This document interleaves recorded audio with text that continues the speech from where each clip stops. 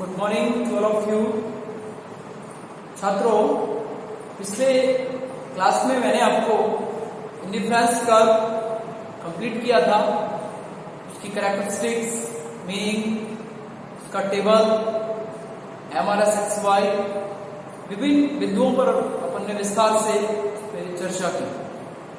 छात्रों, आज के वीडियो का जो विषय है, हम बात करेंगे बजट लाइन।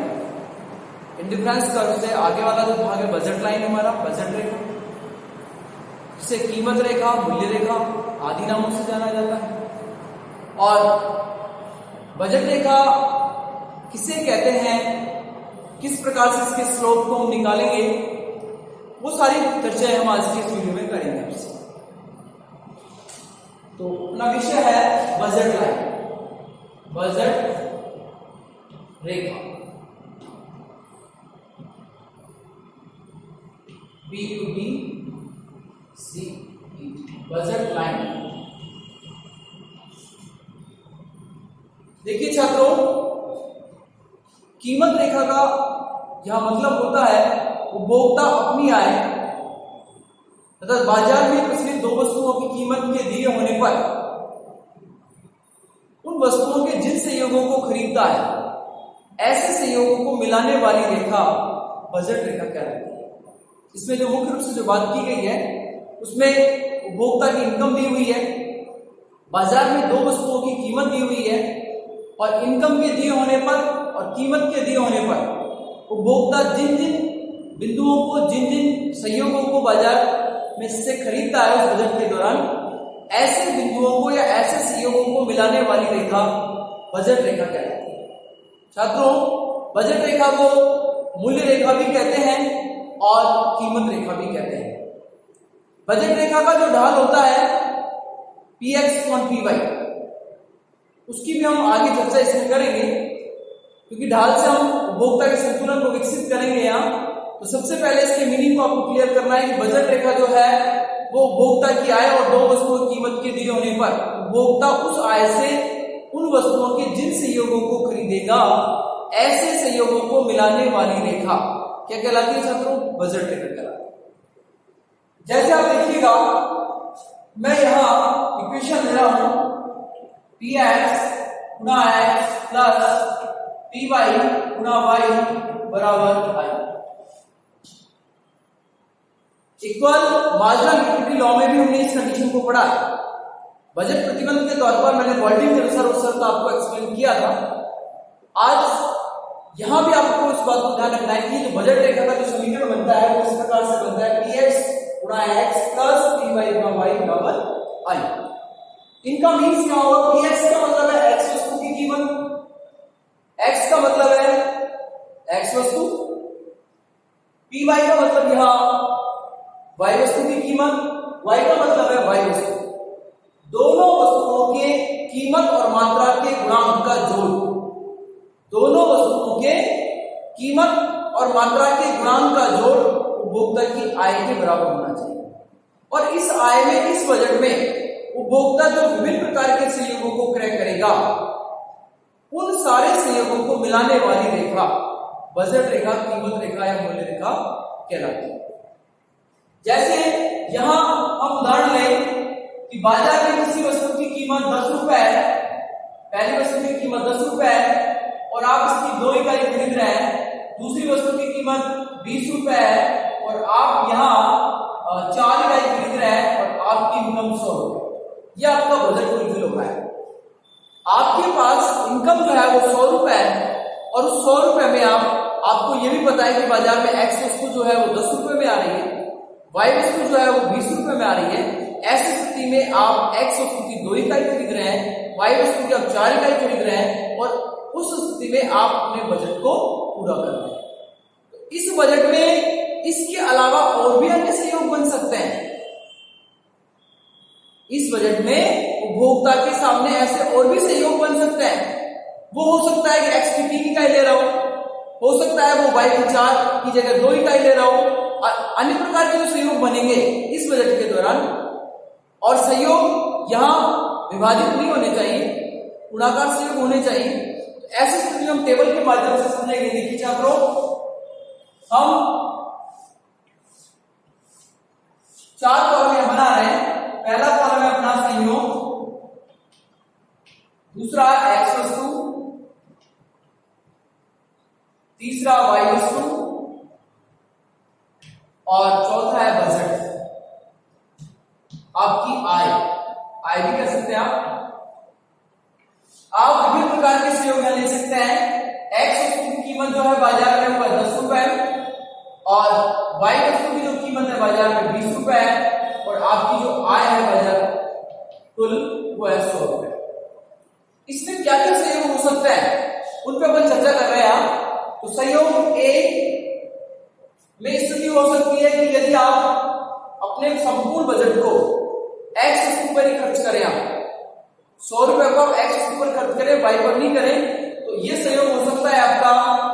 आप 10 इकाई y की x की खरीद सकते हैं, ऐसी स्थिति में y की कोई इकाई नहीं खरीद पाएंगे आप और आपकी आय 100 रुपए।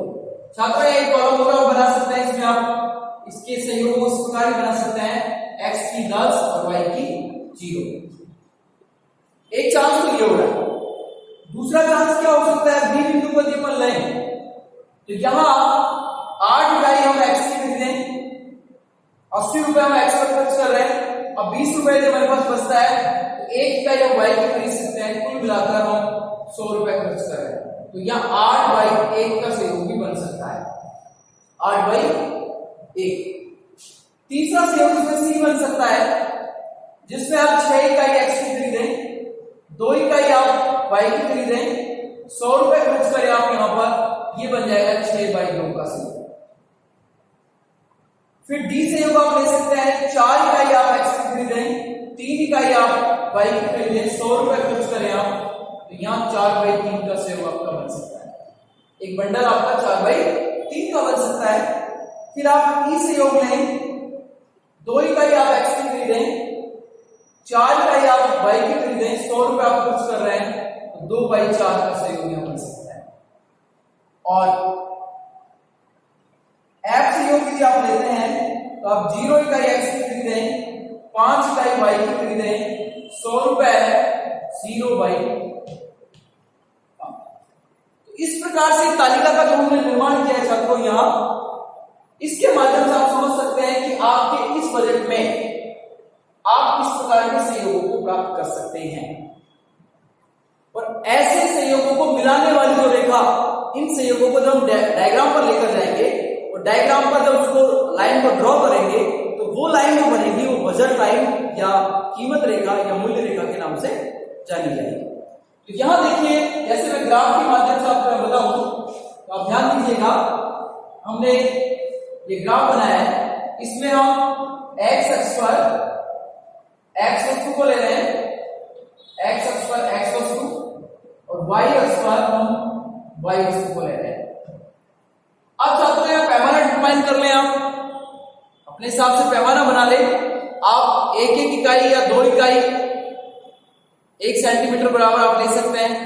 x पर तो आप 2 इकाई ले लें, 1 2 3 4 5 6, तो 2 इकाई किससे ले लें आप, 2 4 6 8 10 और 12। इस तरीके से हमने x को निर्धारित किया।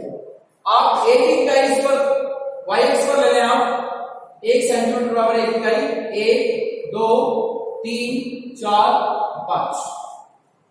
इस तरीके से हमने कुल वस्तुओं को यहाँ पैमाने के अकॉर्डिंग ड्रॉ कर लिया। अब देखिए छात्रों, यहाँ ये सहयोग जो बन रहा है उनके हिसाब से हम बिंदु निर्धारित करेंगे। तो पहला सहयोग ए पर जो बन रहा है वो बन रहा है 10 और 0 का, मतलब x की 10 इकाई खरीदेंगे आप और y की आप 0 खरीदेंगे। x की 10 इकाई और y की 0, ये आपका ए सहयोग है, ए। इसके बाद आ जाइए आप 8 इकाई आप x की और 1 इकाई, तो 8 इकाई और 1, इसका मतलब आप सीधी रेखा को मिला लीजिएगा, सारे बिंदु इसी रेखा पर आएंगे, सीधा की दृष्टि से सही रहेगा। हम यहां से इस बिंदु पर चले गए, 8 और 1 इस वाले पे आ गए, यह आपका बी सहयोग हो गया।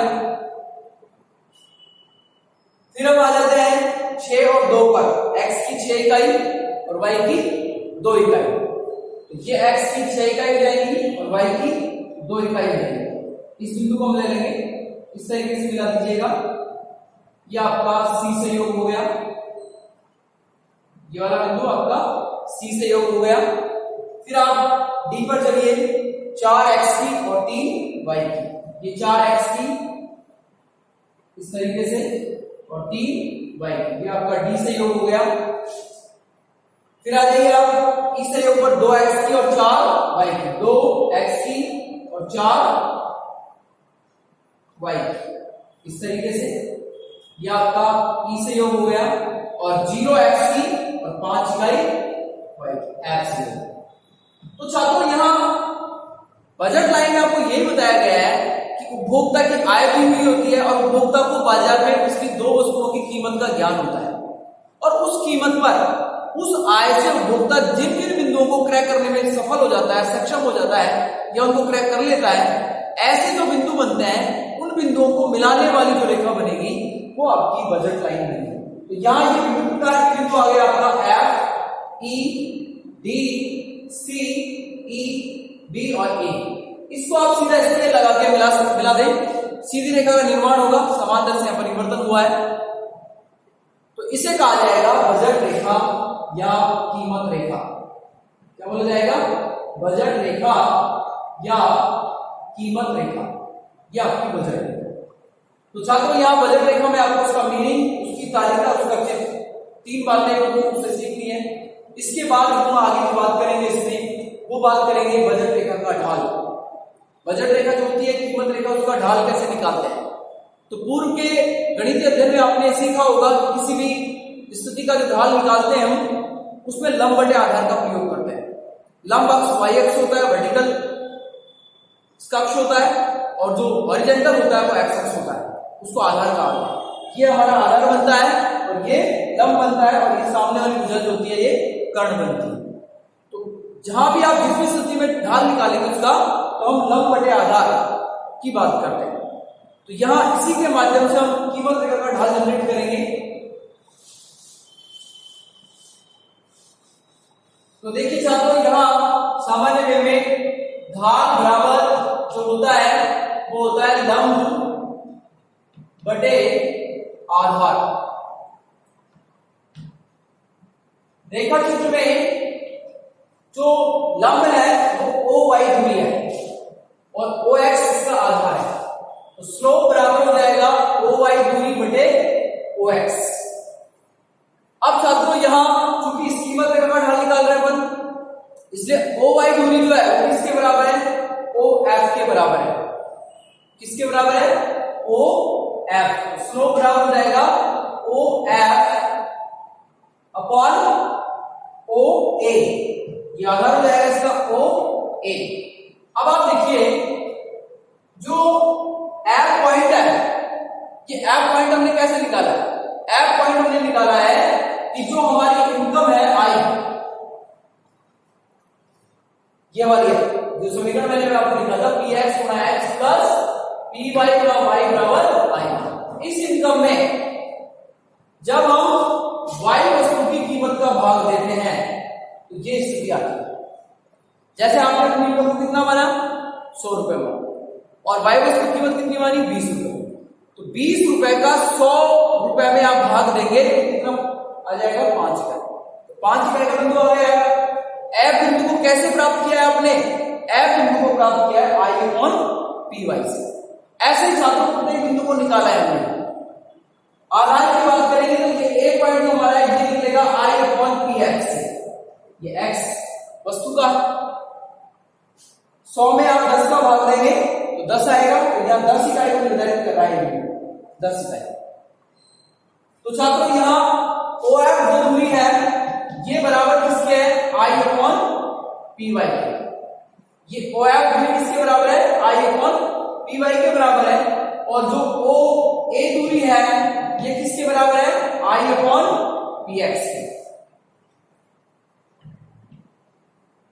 तो यहां समीकरण 1 में OF व ए के मान आपको रखने हैं, मान रखने पर इसमें मान रखते हैं, स्लोप बराबर हो जाएगा आई अपॉन पी वाई सब upon I upon P x. इस तरीके से हमने मान यहां रखे। समीकरण नंबर 2 आ गया। अब छात्रों देखिए, हमने प्रारंभिक कक्षाओं में एक सीखा होगा, जब 4 पद इस तरीके से होते हैं 1/2/3/2, तो जब इनको गुणा में रिवर्स करते हैं तो जो चौथा पद होता है वो ऊपर आ जाता है। जैसे मैं इस तरीके से लिखूंगा 1/2 गुणा 2/3। ये गणित का नियम होता है और ऐसा हमने सीखा है। यहां भी 4 पद हो रहे हैं हमारे पास। कितने पद हो रहे हैं? 4 पद हो रहे हैं। 4 पदों की स्थिति में आप देखिएगा स्लोप कैसे निकलेगा, s बराबर आई अपॉन पी वाई गुणा पी एक्स अपॉन आई। इस तरीके से हो जाएगा, डॉटेड हो गया यहां पर। अब हमें क्या करना है, जो सेम बन रहा है उसको काट देना है। आई से आई क्रॉस हो जाएगा, कट जाएगा। हमारे पास क्या बच जाएगा? हमारे पास बच जाएगा x बराबर P X upon P Y. ढाल बराबर क्या बच गया? P X upon P Y. तो छात्रों सबसे महत्वपूर्ण बात यहां यही है कि जो कीमत रेखा होती है उसका ढाल किसके बराबर होता है? P X upon P Y के बराबर होता है। अब यहां इसके आगे माइनस भी लगा सकते हैं। ये जो माइनस है ये दोनों के बीच में ऋणात्मकता का सूचक है कि दोनों वस्तुओं का जो संबंध है वो ऋणात्मक है। इसलिए आप अधिकांश कंपटीशन में देखेंगे तो ऑप्शन में आपको minus P X upon P Y भी मिलेगा। तो इसका मतलब minus P X upon P Y सही माना जाएगा, क्योंकि ये माइनस का जो साइन है ये दोनों चरों के बीच में ऋणात्मक संबंध को बता रहा है। तो छात्रों हमने पिछले वाले लेक्चर में उदासीनता वक्र का ढाल पढ़ा था, और उदासीनता वक्र का जो ढाल है वो किसके बराबर होता है? वो होता है एमआरएस एक्स वाई के बराबर, सीमांत प्रतिस्थापन की दर के बराबर होता है। और कीमत रेखा का ढाल किसके बराबर होता है?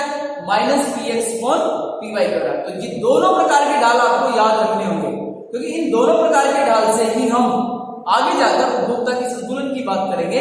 वहां जो कंडीशन हम लगाएंगे, तो विभिन्न प्रकार की शर्तें जो वहां लगाएंगे वो दोनों ढालों से संबंधित होंगी। इसलिए आपको ध्यान रखना होगा कि जो उदासीनता वक्र होता है उसका ढाल होता है एमआरएस एक्स वाई, और जो कीमत रेखा होती है उसका ढाल होता है minus P X upon P Y के बराबर। अब देखिए छात्रों, इसके बाद अगले वीडियो में मैं आपको बजट रेखा का शिफ्टिंग बताऊंगा कि बजट रेखा किस प्रकार विवर्तित हो जाती है, उसमें किस किस तरीके से चेंज आ सकते हैं, बदलाव आ सकते हैं, और साथ में इस बजट रेखा और उदासीनता वक्र की सहायता से, बजट रेखा और उदासीनता वक्र की सहायता से उपभोक्ता के संतुलन की चर्चा की जाएगी। आज की वीडियो में हम यहीं तक बात करेंगे। अगले वीडियो में फिर एक नए टॉपिक के साथ हम आपसे फिर मिलेंगे। धन्यवाद।